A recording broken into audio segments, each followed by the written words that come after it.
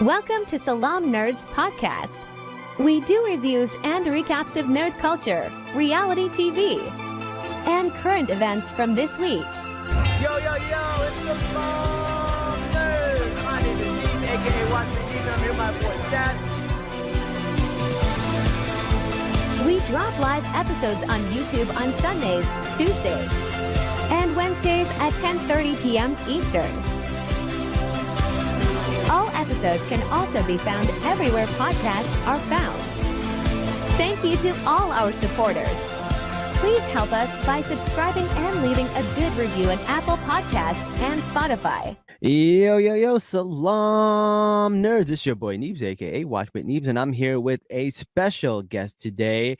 You guys might know her on TikTok and Instagram and X, or what I call Twitter still. She has been talking a lot about so many things, whether it's Palestine, anti-blackness, or the strike that was happening in Hollywood. I was glued to her page every single day, trying to learn as much as I can, because she just brings so much knowledge and so much good information to the world. Welcome to the show, Simone. Damn, that was a good intro. Thank you. I really do. I appreciate everything that you've done, man. Your page has been amazing, and I highly recommend everybody to follow your page. If you want to plug your page right now, we'll do it at the end of the show too. But if you want to plug your page where people can find you, I would love for you to do that right now. Oh yeah, y'all can find me Simply Simone on TikTok and YouTube. It's the Simply Simone on Instagram, just because I couldn't get the full username. So you just had to add a when you find me on Instagram. Perfect. So I found out that you were a big fan of Love is Blind. So I was like, oh, finally a show that I could bring you onto the show. So I'm excited to talk about Love is Blind. How did you get into Love is Blind? Have you been a fan since the beginning, or is this something like you recently started watching? So I found out about Love is Blind in the middle of the first season when COVID had locked down everybody. So I didn't tune in until like the week before the weddings. So I've been here since like almost the beginning. Oh man, that's great. The first season was the best season in my opinion. That's the only one where I feel like people really did fall in love. What are your thoughts? Yeah, exactly. So all right, that first season really was just good on its own. All right. By the way, there may be a little bit delayed, but we'll be able to fix that in post, so don't worry about it, guys. All right, so let's talk about some of these couples.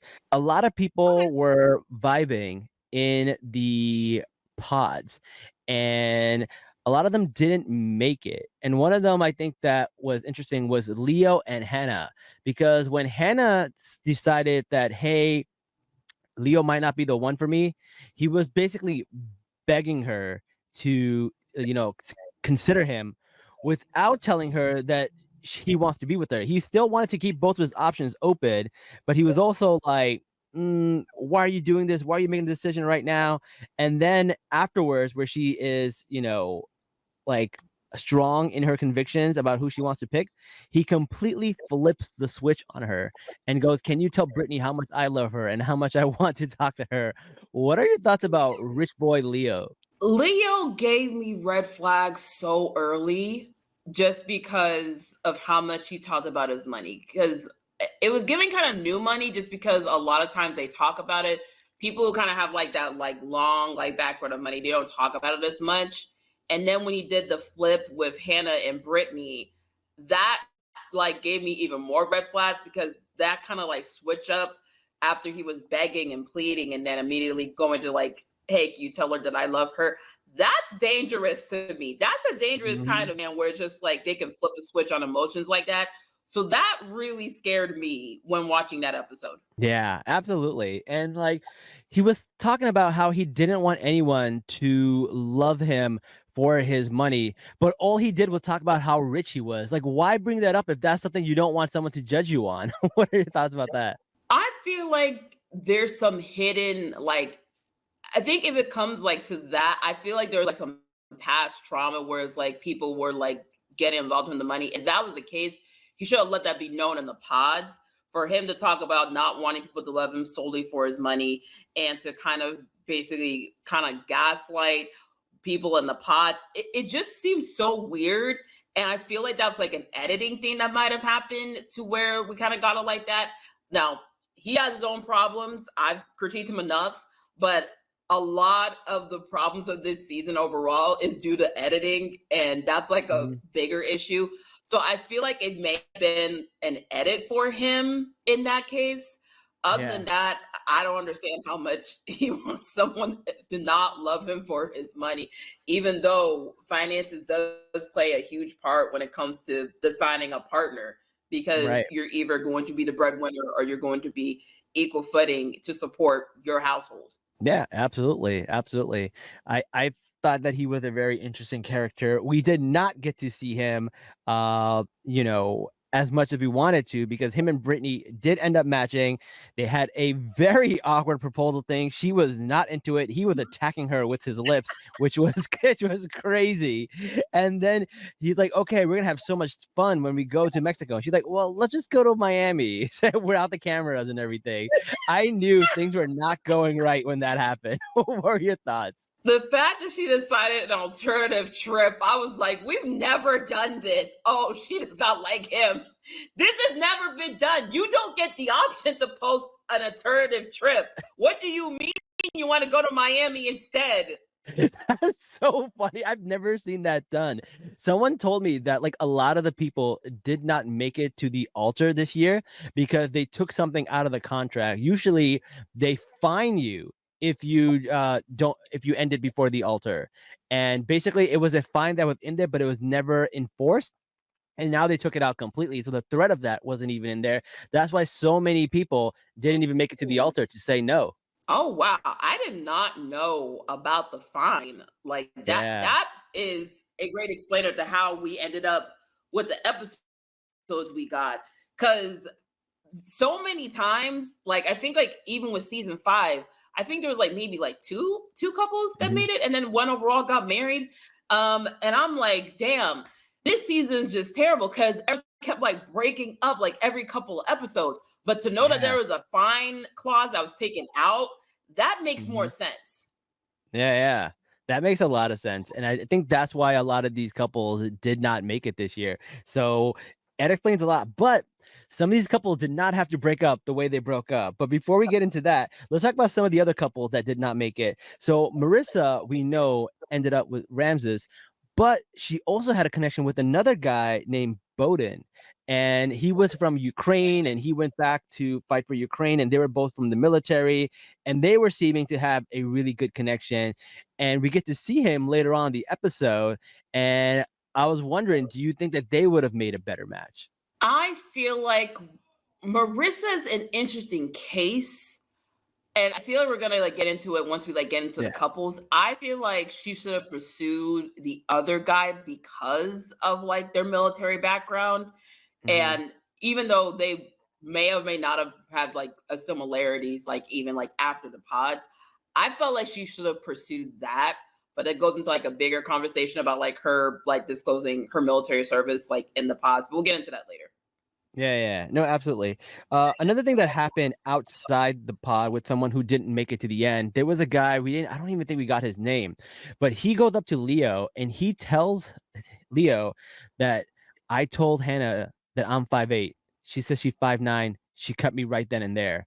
And I think that's something that made Leo go, Hannah might not be, you know, a little bit more superficial than I was expecting. And I was like really interested because Hannah is an interesting case, and we're gonna probably talk about her at the end, but I was really interested about like how the Leo transition happened with Brittany. Yeah, that part kind of had me like confused. Like I understand people's like preference when it comes to just like height, but for him to kind of like see red when it came to like a 1-inch height difference, like I don't know if Leo had time to breathe. Like it seems like every single thing was just making him go like red flags automatically. So I don't know what, I don't know if Leo was looking for an out automatically. So it was just weird. Like Leo's reaction to everything just had me like, sir, what are you on this show for? He's one of my favorite parts, like, oh yeah, I don't want anyone to love me for my money. And then he's playing golf and he goes, oh, sorry, my Rolex got in the way. I'm just like, bro, what is that's so subtle. Who does that? Oh my God, I hate that Rolex after he was just showing it off. Yeah. Oh my God, that was so funny. All right, so the first couple I want to talk about is Garrett and Taylor. So they were one of the couple. They were the first couple to get engaged. They had probably the cutest of like the interaction when they saw each other, but they end up having some problems too when Garrett starts giving out these text messages to his exes. What were your thoughts of that? Because basically he tells her that, hey, all I did was like it. But then he goes back and say, hey, no, I replied back and said I had a girlfriend. And it's really confusing to me because I'm like, for you to reply back and say I have a girlfriend is actually better than just liking it. Why lie? It was so bizarre. Yeah, that whole like text message thing was kind of weird, especially with how far in the episodes we were in. I felt like it was probably a producer thing where they wanted to have some drama because they didn't have a lot of content with the setup that they have for the season. I feel like that's something that could have been addressed like earlier. Again, it may have been an editing thing, but I feel like the whole text message thing was kind of exaggerated just for storyline, because really Garrett and Taylor, they were like the least eventful couple out of the season compared to everybody else. For sure. They definitely were. Though to be fair, like it did seem like it was exaggerated, but like Taylor must be a really good actress because she was losing her shit. And I was like, it really made me believe that she was really upset, but it didn't make sense to me. But one thing that I've seen a lot of people talk about online is that they don't think Garrett was originally okay with her race. Like he was trying to kind of figure it out. And then they said when he came to introduce her to his parents, his mom was like in tears, and a lot of people suspect that she was in tears because she was offended that a colored girl was brought to his little white suburban Captain America home. What are your thoughts on that? Okay, so Garrett's reaction to Taylor, not being like fully white, it was a lot. Like that's immediately what turned me off of him. Like the first set of episodes, and it's like, sir, why are you so afraid of this woman possibly being Asian? Like you knew in this process you're going to meet multiple women. Why are you panicking? And then when it came to his mom, I think crying was just from like her son finally finding somebody. Because I don't, was it him or Nick that still lived with their parents? I'm trying to confuse it because I think confusing everybody. Nick still lived with Nick was the one living with his parents. Okay. So I think with Garrett, I think his mom was just emotional over the fact that her son finally like found somebody, because I know parents are reactive like that. Now, I did take note of the parents, bringing up like, their concerns about the process. I don't know how many non-white women, Garrett's brought home. So from that, I can say, okay, he probably hasn't brought a lot. So the whole thing with Taylor, I can assume they're still together because usually with the reunions, the couples are always matching. So I can hope that the family was accepting after the fact, since it's been a year. Makes sense. Also, people are talking about his glow up. So he, that's got to be a wife who does that, because his new hairstyle, his new clothes, like, man, somebody set him straight. So I don't know. We'll see about that. Another couple I want to talk about is Ashley A and Tyler. And that one is a doozy because it starts off really cute. They seem to really like each other. This guy brings her flowers and everything. And then, is he the sperm donor? He's the one with the sperm, right? Yeah. So that was a crazy story because he just comes out and tells her, hey, look, I don't have anything to do with these kids. They don't even know what I look like. I was just a sperm donor. And then crazy tea came out about this. I don't know if you heard, but like his the people who he donated sperm to, she came out and said, hey, it was a relationship. He's been in their lives. They sent pictures of him with the kids saying, this is my best friend. He's been in their lives. And then we get the ex-wife of the woman who had the child, and she came out and she said that she was actually in love with him, and that's why her marriage didn't work out. And instead of doing it with just a turkey baster, they did it with like actual sex. So that was a whole crazy story. Most of this story, the juicy parts of this story, doesn't even happen on the show. That's the wild part about this one. Okay, so I have Ashley and Tyler down as the liar and the bird. I found out about Tyler and his alleged kids through TikTok, and this was like a couple days after I watched the episodes. I was like, "What?" First of all, I was like, "How are you not disclosing this during the Yeah. pod process?" And me and my friend were talking about this, and it was like he didn't disclose the kids simply because it would have like messed up his chances with finding a match. And Mm. like the show, we've had like single parents like come on before. I think the only one that like was on the show the longest was like Jess from like season 6. Even though she Mhm. didn't match nobody, she was like in like a whole like love square. Right. So I don't know why he didn't mention it, because that would have been interesting for the show, like regardless, to have like someone that's like, hey, I, I am a sperm donor slash I have 3 kids that I'm involved in slash not involved in, their lives, just so you are aware, because at some point those kids are going to get older and they're going to want to know who their father is. That's something you disclose when you're Yeah. looking for a wife, not after the proposal. That's crazy. I heard a theory that someone on TikTok had, and like, people on TikTok are sleuth, they're little detectives. They said that since the woman cheated on her wife with Tyler, there is some kind of like rule in the army where if you cheat on your spouse, you can get like in trouble for that. And that's why she's not saying outright that he is the father of those kids. And that's why he didn't say anything to protect her. So that was weird. But that's the one that she actually cheated on with, not the one he did the turkey baster thing with. Oh, wow. Yeah. I did not know about that rule. Yeah, there's apparently a rule up to protect soldiers. They're not allowed to I cheat did on their not know wives. about that morality clause. Woo. Yeah, right? That's crazy. All right, the other couple I wanna talk about, Tim and Alex. They're a funny one. What are your thoughts about them? 'Cause they were the first one to have a fight. So from their experience in the pod, yeah, they were the first ones to have a fight. Them in the pods, I like spotted that they were trauma bonding a lot, and it's Mm, from like Tim losing his, them bonding over their parents. I think like they have I think both their parents have like MS, I think. right. And apparently Tim had gone through the process like less than 6 months after his sister died. So that was probably why he was mentioning it so much. And it feels like, I know for me personally, it's not the healthiest to build off a relationship off of trauma rather than just like getting to know each other individually. And once they stepped out and basically interacted with each other outside of that trauma bond is where stuff went left. Yeah.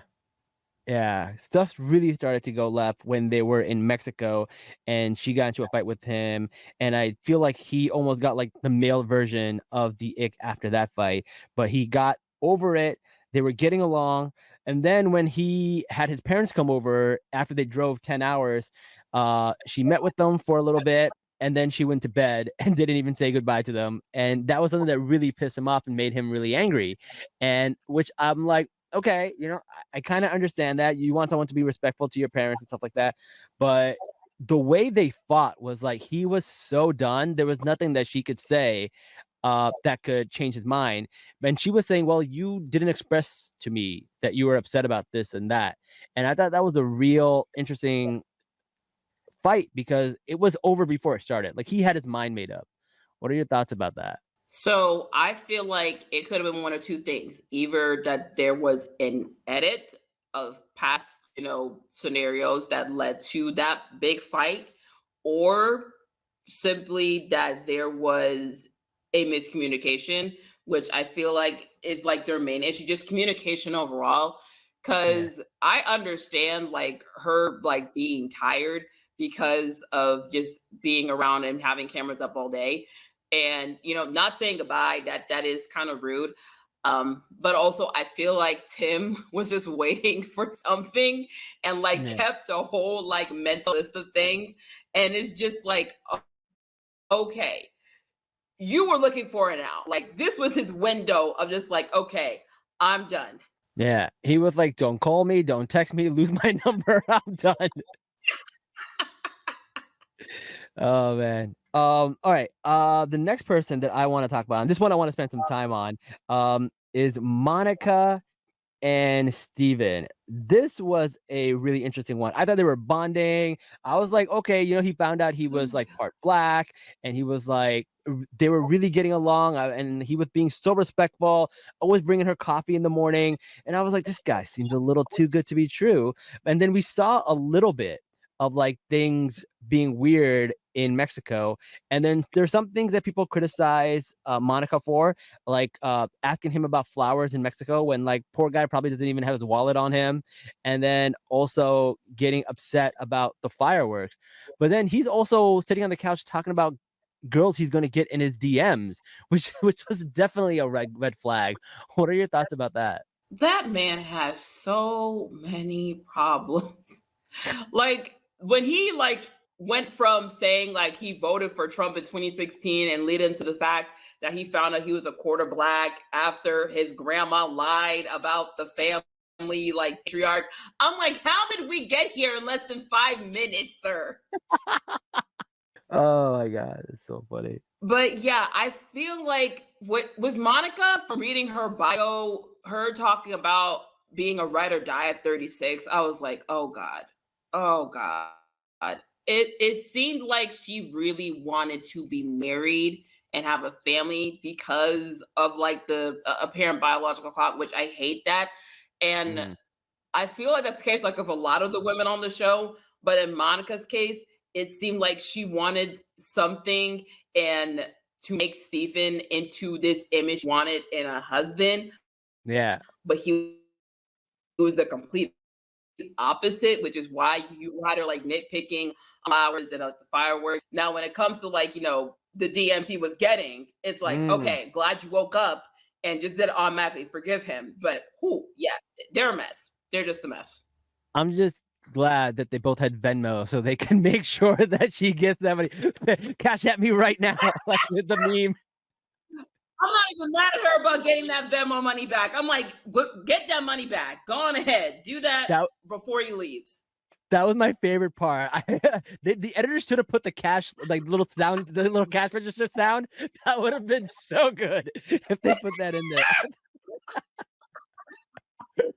I would have died. That's so funny. Oh man. Yeah, apparently he wrote some really nasty texts and stuff like that. But he didn't even argue. He was like, I'm caught. I'm just gonna go away now. And he had no defense. And he was like trying to play it off like there's nothing I can say to make you believe me. And then she was like, is there something I should believe? And he's like, I got nothing. Just gave us like, yeah, there's no way I can cover for this. No. He just hung his head in shame and walked out. Oh man, he's gonna be a fun one on the reunion. I hope he shows up because he's got to do some answers. But seriously, Venmo should. Did you see that Venmo actually commented under Monica's page about that scene? She better get a brand deal out of that. She better get one. I hope she gets a brand deal. That was so good, man. But that one really.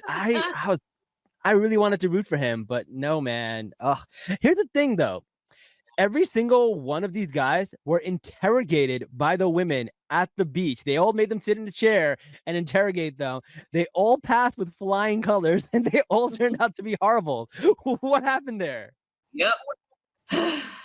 It's casting really just had a time with DC. I've heard so many people from the DMV area be so mad that this is how their city's being represented. They're like, this is not us. This is full of transplants. This is not our people. Just no. I feel like every city says that. Houston said the same thing. Chicago said the same thing. But DC, I kind of get. DC is a little bit of a transplant. But oh my God, it was bad. All right. The next couple that I want to talk about, I don't know if they're the last one. No, they're not the last one. Is Marissa and Ramses. Now, I if there was a couple that I was rooting for, it was this one. I thought it was really, I was like, oh my God, they're so good together. I really love them. Even Marissa, like Marissa is just such a, first of all, she's so beautiful, but she's such a level-headed person. Like even the way she talked about the military was so nuanced, where she's like, listen, I know how people feel about it, and I don't disagree, but this is what I did, and this is what, how I feel about it, and what's done is done. And like I really was like, I could see her perspective, and I was really enjoying a lot of their conversation. They're very difficult conversations to be had, and I was like, I'm so glad this couple is having this conversation, because it's really, really interesting to see how people can like have these polar opposite beliefs but still come together in a way. And to see Marissa be like, part of the military and come around and acknowledge that there is some brainwashing that's happening there. And even when I go into her profile, she had like pro-Palestine stuff on there and stuff like that too. Like she's grown so much, and I was like such a big fan of hers, and I was really rooting for this couple. What are your thoughts? So, like I said like earlier, Marissa is a really interesting case. Like her journey on the show, like it really shows, that she's someone who's like really bubbly and optimistic and just very open to a lot.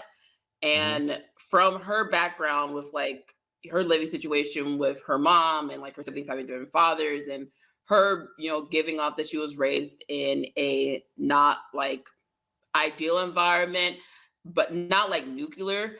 And it felt like she wanted something that was structural and have a familial sense, which is probably why she went into the military.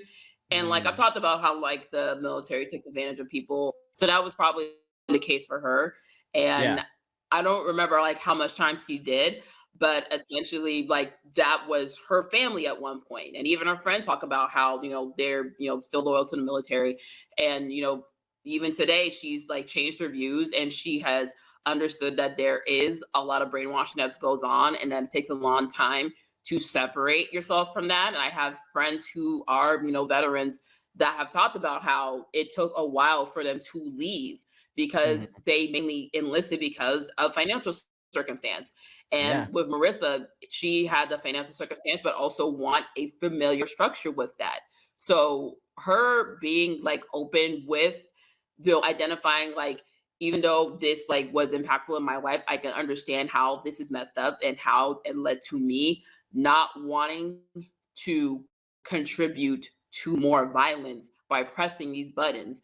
And I feel like, and that goes into like my like critiques of Ramses, is just like I don't know if he like is open to hearing like her having like the nuance, even though he's someone who like identifies as like a feminist, her having this nuance of like, hey, this was impactful in my life, and this was, a family to me, but also I can identify like this is messed up. Yeah. And I think, I don't know if she's still like unpacking that, because she did said like in the show that she would enlist again. I don't know if she's like open to that like still, but I think it was really like interesting to see that, especially from like a Black woman's perspective, because a lot of times when it comes to like military and enlistment, we mainly hear from, male figures. We don't really hear it from female figures. That's a good point. That's a good point. And speaking of that, I did find it really refreshing that Netflix did leave in the conversation about the military, imperialism, and Palestine. But it is really interesting that in Love is Blind Habibi, they actually erase a cast member's entire any reference to Palestine. So it's so interesting that on this show they left that in, but in Love is Blind Habibi, they scrubbed it out. There's even a point where like the captions won't say Palestine, and you really don't know that he's Palestinian. So like it's really interesting. Like Netflix is doing it here, but not here, and I found that very fascinating. I don't know if you knew that. Yeah, I didn't know that. I think it just comes down to like production companies, just because it's different. I know Netflix is like the distributor for the shows, but I know the production companies are behind the individual production of the show. That makes sense. Yeah. So I don't know if the international producers doing specifically with Love is Blind Habibi, but I know like it was a surprise to me that they kept it in Love is Blind USA. And because I know the shows are filmed like back to back, And like just from like timeline and like the other stuff that's come out, it had probably filmed like this time last year. Yeah, So for a year them to ago. keep that in with how the world was reacting to it that early, that was a surprise to me. Yeah, I believe Garrett said that he was married a year ago. So basically, the ending of the show happened about a year ago. So that makes sense for what you're saying. So I totally get that. What are your thoughts about Marissa's mom? I thought she was a character. Ooh. So initially, I just because with this show, there's gonna be parents that are either going to be just full out teddy bears or just full out generals. Marissa's mom, you could tell that she was kind of like the realist, like not cynical, but kind of just like the logical, realistic parent. And when it came to like her daughter, she basically was trying to be just kind of like tough skin to like prepare for the world. And looking back at how stuff ended, I'm kind of glad that she let it be known like she doesn't play about her child, and like if Mhm. he basically f's up, she is going to be throwing hands. And I'd heard that she's going to be at the reunion, so I don't know what's going to happen. But yeah, she was definitely a character. That's crazy. I am looking forward to this reunion if she's gonna be on it. That's gonna be so exciting. I do wanna talk about Ramses because I was really loving him. I thought he was saying all the right things, doing all the right things, and I was vibing with him, and I was like, "Okay, awesome. He's progressive. He talks about Palestine, and then he's a feminist." Until you have to put on a condom. Then he's like, "Hold up, wait a second." And I'm just like, "Well, what happened here? Where did all that energy go?" It's so interesting because he is someone who is uber progressive, but not taking into account the world of women in a post Roy v. Wade world. Yeah. Because Marissa has talked about like how she, I don't know if she has like an autoimmune disorder, but she talked about how she's gotten like she's prone to get sick. Yeah. And essentially she, isn't taking like birth control because that affects it, to the body. And for him to be so hesitant about condoms, it's like, sir, you do not give a damn about women's rights if you're gonna be up and amok over condoms. What do you mean? That was so bizarre. I was like, Is he allergic?" And he's like, "It doesn't feel good." I'm like, "Listen, man, I wouldn't say that." Like, it's crazy. He's Like, acting sir, like you were in your 30s. You sound like a college sophomore. I know, it seems like a line that somebody says to get out of it's just so crazy to me. Um, and and then he just like, you know, and then poor Marissa, she's like, "It's me, it's my energy, and like this always happened to me." And when they broke up and she's crying, part of me was like, "Yo, they should not have filmed that." But like, it was so raw and so Oh, emotional, and that was just really tough to watch. What are your thoughts about that? God, that breakup was so terrible. It was so terrible because it feels like I could feel Marissa wanting to make this work because she wanted that love and stability when it comes to like marriage and having like her own like family and life. And like with Ramses, he kept like dragging on and just like he's leading up to the thing, but he's not directly saying it. It's like, sir, just say it. Yeah, that was a really tough watch, man. That was I think of all the breakups, that was the one that hurt the most.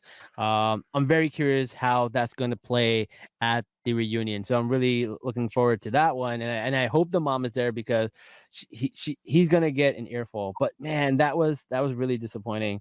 Though to be fair, the memes on TikTok about him have been hilarious.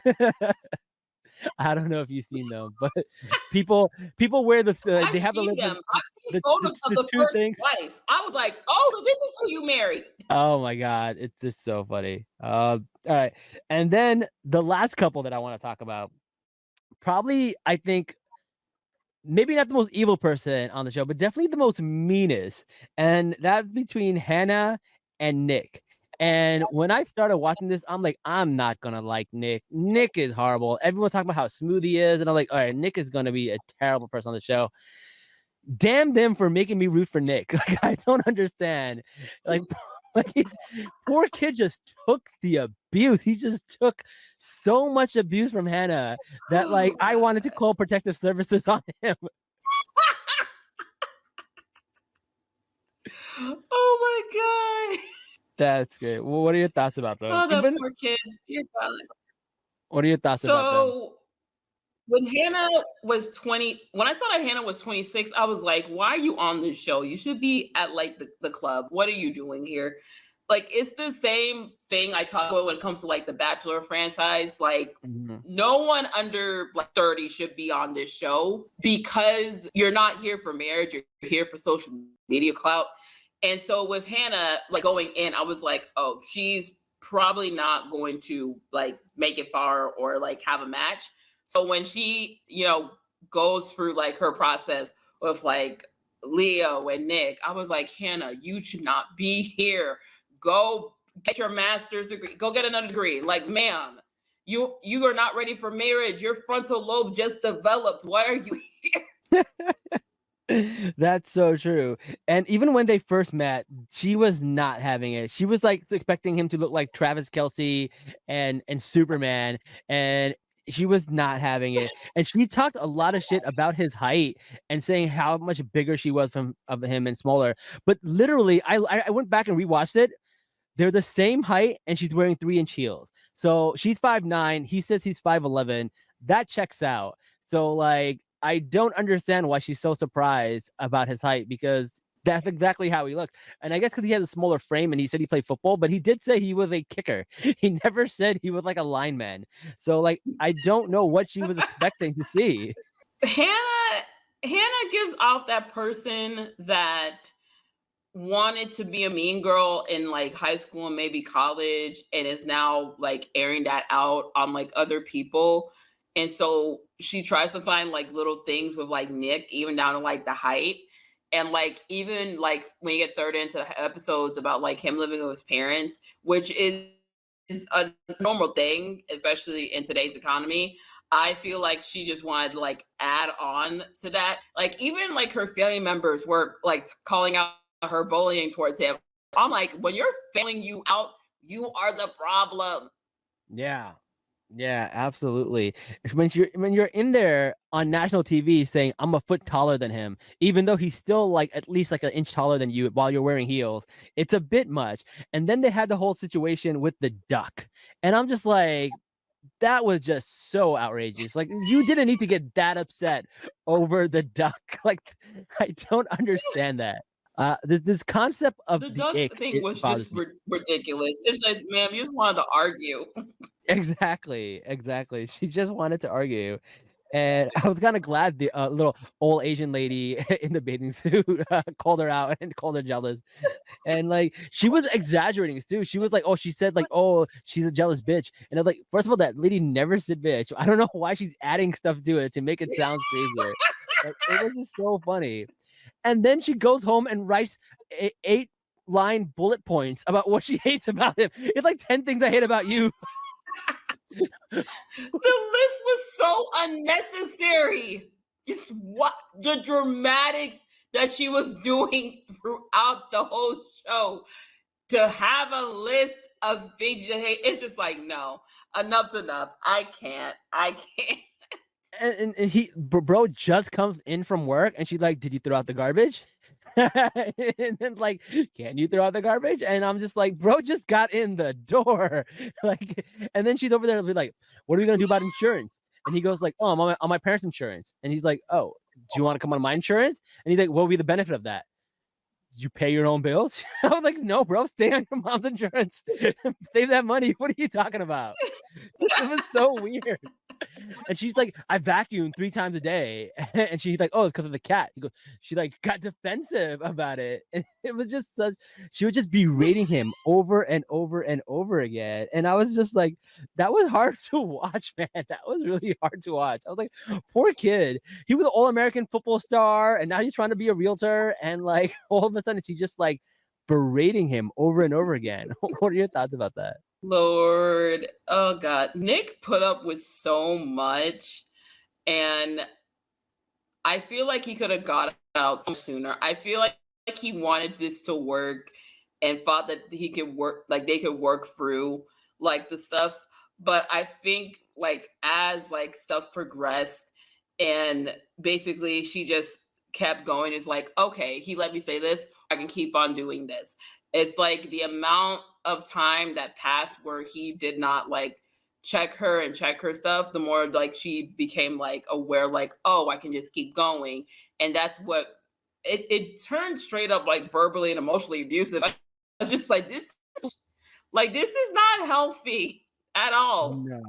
No, absolutely not. To the point where like her brother comes over in one episode and even he's like, "Man, I feel bad for you." And I believe like she made a joke and he made a joke back and she got really pissed off and she goes like, "Well, I make jokes, you take it too far." And I'm like, they're the same level of jokes. I think the joke he said was like, uh he says like, "Oh, my clothes were all over the bed." He goes, "Well, that's what happens when you're unemployed." And she's like, "Well, I make more money than you." And like he was able to take the fact that she was trying to emasculate him about having more money than him, but she couldn't take the fact that she was currently unemployed and he was technically still a realtor, and she couldn't take it. So she's somebody who can dish it out but can't take it. Right. And then she had the audacity to go against his wishes and talk about their sex lives on live TV. He specifically asked her not to do that. And she said everything, what he likes to do, what he doesn't like to do, what he can't do. It was messed up. Like if it was the other way around, that would be so bad. Oh, yeah, that would be bad. Like I remember from like season 1 where like one of the girls called out the like lack of like being her partner being able to like not perform, but that was like in their like home. It was just like the two of them versus like Hannah, her airing it out to everybody on camera. It's like, man, what are you doing? Like this is not okay. Like regardless if it's like a male partner or a female partner, this is not okay. This is like not only emasculating, but like this is like there's like I don't know if she gets like a kick out of that, but it was just so weird. The constant like bullying she was doing towards him. It's like, ma'am, how are you doing this and you're expected to marry him? This is not okay. Yeah. And she acts like she's doing him this favor by bullying him. But as we see later in the episode, Katie shows up on one of the parties and she pretty much tells him the same thing, but she does it in such a nice way. She goes, "You're such a good guy. You don't need to do this. You want people to see this side of you." And she was giving him really good advice and telling him what to do and how to act, but she did it in such a kind way. And there's such a big difference between Katie and how she did it and how Hannah did it, even though they're best friends, supposedly. I don't believe the best friend thing. You were in the pods with this person for like what, a week and a half. Y'all are not best friends unless you knew each other before the pods. Y'all are not best friends. I need them to stop doing the whole like, this is my best friend. No, you just met them like 2 weeks ago. They are not your best friend. Y'all not even acquaintances. That's so funny. It's like you're at a work retreat and you met. That's it. That's all it is. Oh man. Yeah, that was bizarre. And I just think it was really interesting because like when she's arguing about Katie, she ends up going, "Oh, by the way, you look really hot," just trying to change the subject. And and he goes, "Bet."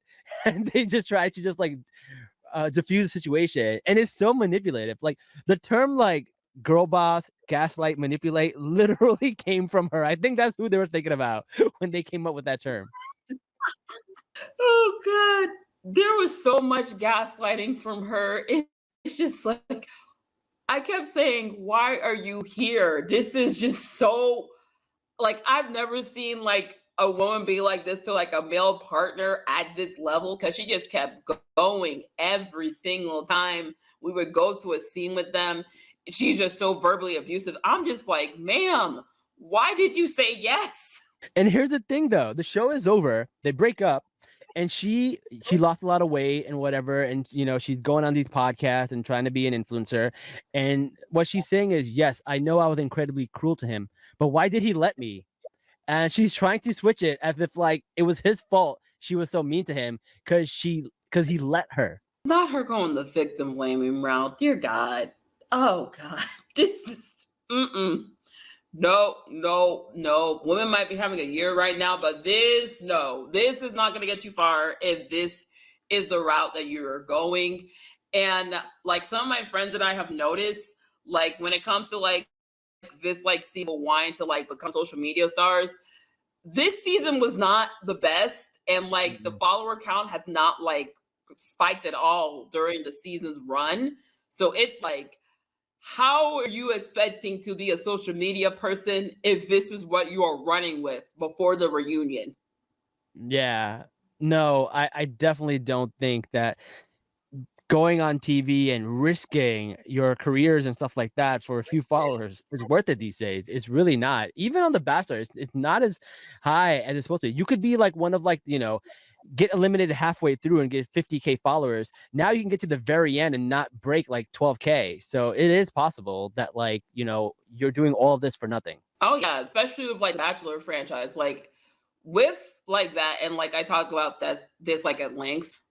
Like back in the day, like mid 2010s, like you can get a good social media career off there, but with like everything, with like everyone's doing like, oh yeah, like let's start a podcast, let's go on a spin-off show, let's write a book. Like they kind of like decrease that shelf life because of the amount of people that's been on the show, amount of people that like obviously, oh yeah, they just want to be for social media. Why do I want to invest in them? Which is why you've seen like a decrease of people like getting some semblance of fame. Like the best you can do is like affiliate links, and it's like no shade to affiliate links. I have them, but it's like that's the only thing that you're hitting. Like this is not going to like branch off into anything. Like keep your day job. Yeah, absolutely, man. So I'm really excited to see what's gonna happen at the reunion. What are you excited to see at the reunion? Ooh, I want to get into Ashley and Tyler. That's my primary thing because even though I knew Ashley said yes at the weddings, it was still disappointing to watch, knowing that we all know now and seeing how his friends were like hyping up about like them having a baby within a year. I'm like, y'all know he has 3 kids. Why are you hyping this up right now? And then his mom coming in and talking about his father. I'm just like, what are you talking about? Your son is a liar and a neglected father. What is this conversation? It was bizarre. It was bizarre. I am also looking forward to that. I definitely want to see Hannah get a little bit of what's coming to her, and Ramsey's get a little bit of what's coming to him, and Steven, I want to see him get what's coming to him. Oh my god, all these people, I want to see all of them get what's coming to them. And I hope like Nick and Vanessa don't leave them off the hook like they do with some other people. I want to see them really get the heat. So I'm excited for that. But before we go, Simone, thank you so much for being on the show. I love everything you're doing. Thank you so much for being here. Once again, could you let our audience know where they can find you? Okay, so y'all can find me on Simply Simone on TikTok and YouTube. You can also find me on Instagram. Just add the in front of the Simply.